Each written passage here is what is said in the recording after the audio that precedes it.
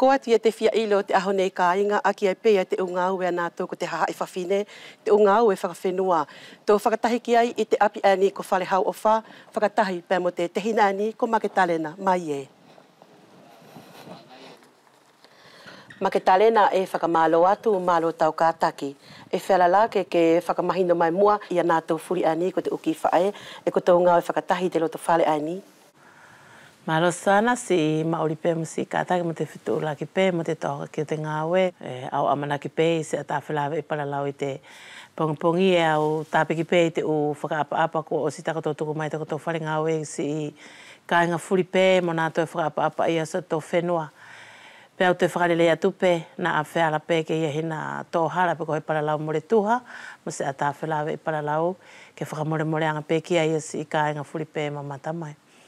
Ka ko si I ngā ue soana e ke se anga pe.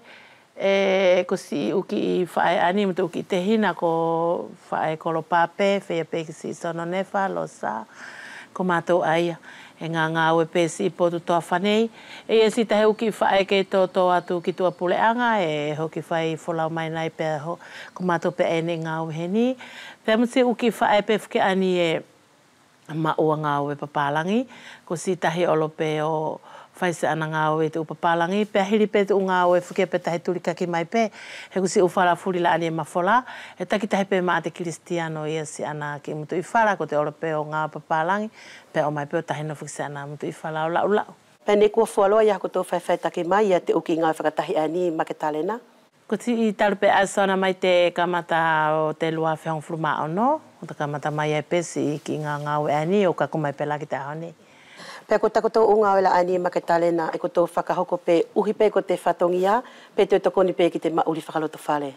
Lua pe soana ia te angai whenua pe ama te mauri whakaloto whale, he kisionga mai pe. E kisionga mai pe ko si ka masi siwa furi. Mori whukila hina tahi a mātou e ia hina o na ki I wharana ki anga whakamatani pa anga lai si o mauri whakatātou. Ka ko te urua ki pe, ko si turika ki pe tu ki muti I whala ki te tahui te angai whenua. Pe ka ku whaia tu lewa ku māmalohi pe ia si I lau o whialangi ia ke ia hino na ki I fo I piesi pe ki si I mauri whakawhamiri pe eto e hola pe ki ai soana. Pea whewhi ai lai e te vaenga ani o te uki whanau, e na tō ovi mai o whia ilo tā whito ki te uki ngā oe ani. Soana ko si uki I whanau whuki o se o matou ki I whamiri, hahai pe whuki si nā tō ai ke I maua ako.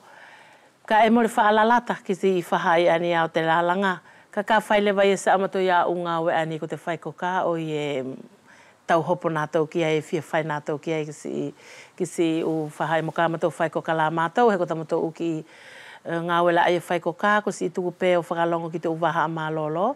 He na tō tokoni nātou, na tō whia whai nātou ki te whaikoka. Hei ki te lalanga ale vai he ki mamana mai nātou ki ai. Ko tōna uhinga Maketalena mo pe la ngata tako tō hiki tahi I te whai o te lalanga, e te kau e whuki pia mo te whaikoka. E sana, e lalanga whuki siki I mutu I whala, he mahina pe ki si ko I sa tato anga I whenua, e whala whuki pia kau I holo.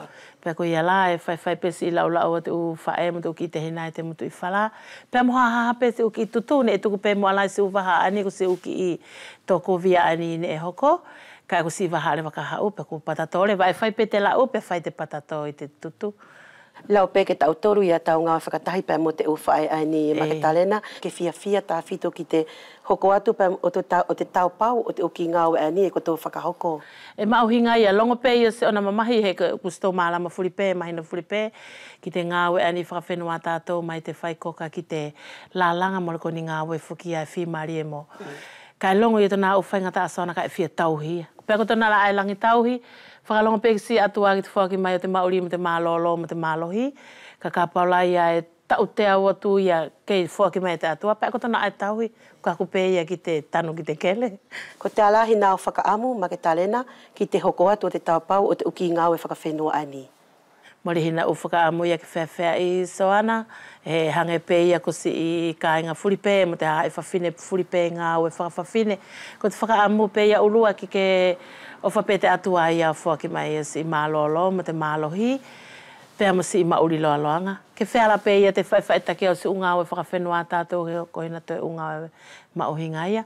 Kai whakalonga pe sa ana awhio, ka palana whaki mai ia ke mālolo tu umau mo mālohi tu umau, whakaamu pe si iloto ke hoko atu ia si unga oe ani. Iyo, a whakamālo lahi atu Maketalena.